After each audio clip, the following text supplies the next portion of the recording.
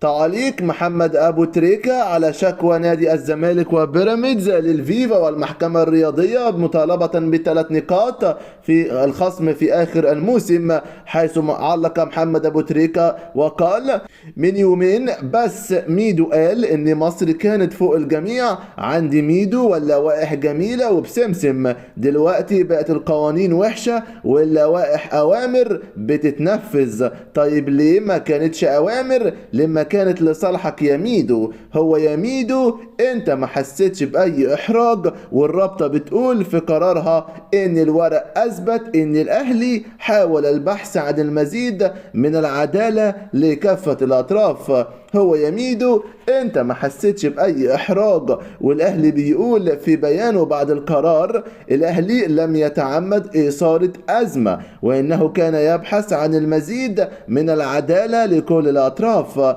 يعني البيانين بيقولوا لك يا زمالك انت عملت الأزمة لما رفضت تلعب بحكام أجانب يوفروا العدالة، ومسكت في بسيوني، مع ان لو هدفك العدالة فالاهلي كان بيحاول يوفرها لي وليك يا زمالك. عموما بالتوفيق لك في المحكمة الرياضية، بس وانت رايح ما تنساش تفتكر تاخد في ايدك ملف نادي القرن اللي قلته هتطلعوا بيه على نفس المحكمة علشان يحكموا ليكم في الاتنين مع بعض ونخلص بقى.